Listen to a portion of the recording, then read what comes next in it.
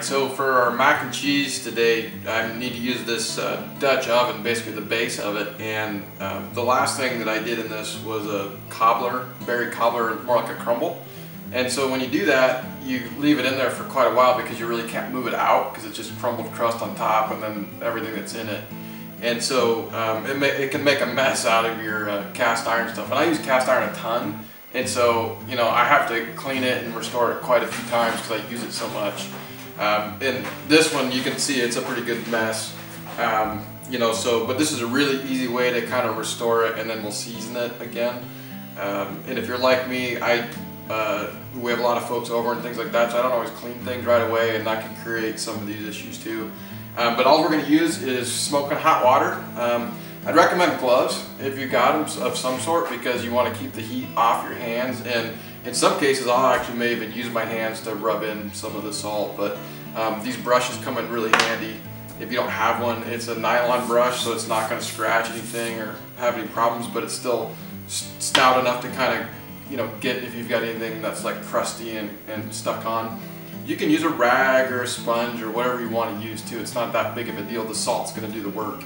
So I use this Morton's kosher salt, and it's coarse, and it needs to be coarse. You don't want to use the table salt or anything else. You need those granulars, because that's really what's going to work the material off of the cast iron itself and get rid of it. So it may take me once, but probably 2 or 3 times of doing this, and then as you rinse it out, you'll find spots that you didn't get, and you can kind of focus on those. But with that, I'll get after it, and I provided some pictures above about so you can kind of get an idea of how big of a mess this is, and I'll do the before and after. And I don't know, I might mess with the outside of this one before I do it, but it's not too bad. And then we'll take it out to the grill. I'll have the grill set on high, basically. I want it somewhere between 350 to 400 degrees. And I use olive oil in it. We'll thinly put that on there, set it upside down, and basically cook it for, probably 30 minutes to an hour, and we'll be good to go. And then we'll do our mac and cheese.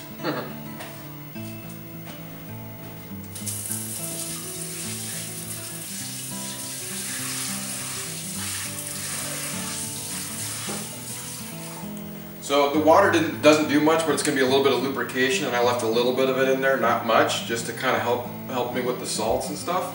And you want to get a big thing of this, especially if you use cast iron a lot, and I do.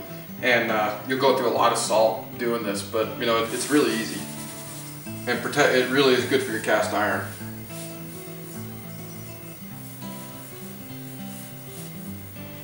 So that's quite a bit in there, and I'm just going to start scrubbing away at it and get it going. And then I use this up on the edges.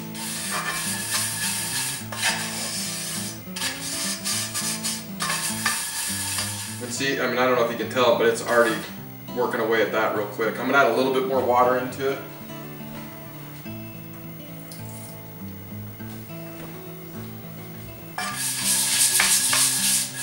But yeah, just from that, you can see and you can see the salt's already changing color, starting to pick up, that other rusty stuff, if you will.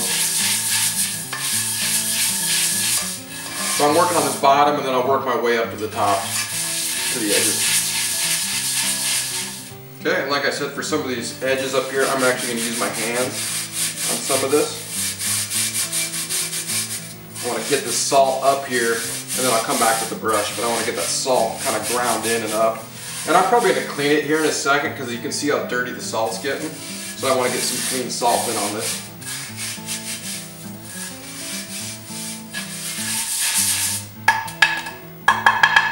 Alright, so I'm going to clean my brush and change out my salt, and I'll put a picture up of that, and then we'll also, I'm going to have to do it a few different times, but you'll get the idea. Alright, so we're going to go for round 2, and I grabbed a disposable sponge, because basically I usually do this in the sink, so it's a little bit easier to manage and handle without making a mess everywhere. But the sponge will work for both sides of it. But we got a lot done on the bottom, and now I'm going to work on the edges and whatever I missed on the bottom. But it's looking a lot better than it did. But again, I'll add some water to it, throw a bunch more salt in it, get it packed up around the edges, and then start scrubbing away.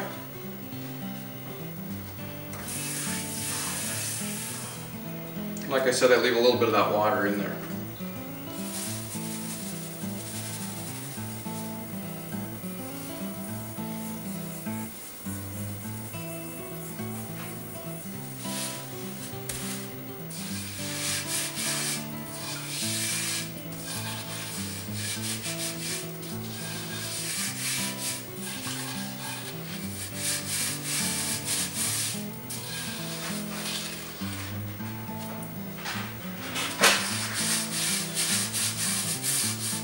Okay, so I'm going to come back with my brush. I'll start down at the bottom and then I'll work my way up the edges.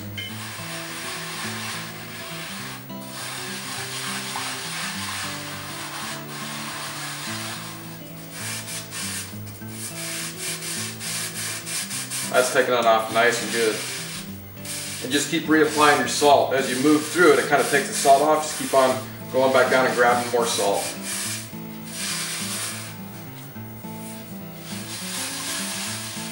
So now you can see the salt's not quite as dirty as it was, but it's still dirty, which is good. That means it's grabbing what we needed to grab, and we'll just keep on digging away at it. But I think I'm gonna have to fine touch a little bit after this, you know, just like some of the edges or whatever. But this pretty much has it to where we can start adding in some of the oil. All right, I'm gonna rinse this one, and then I'll give you a picture and show where we're at and see if we need to do any touch-up.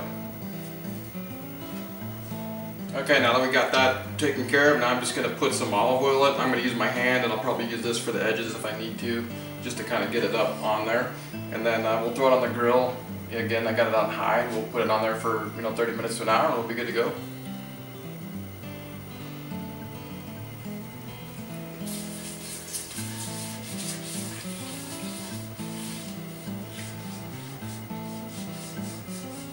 Alright, so I'm going to take it out the grill. I'm going to get rid of this excess oil, and then when I put it on the grill, I'm actually going to add some more oil onto the whole thing.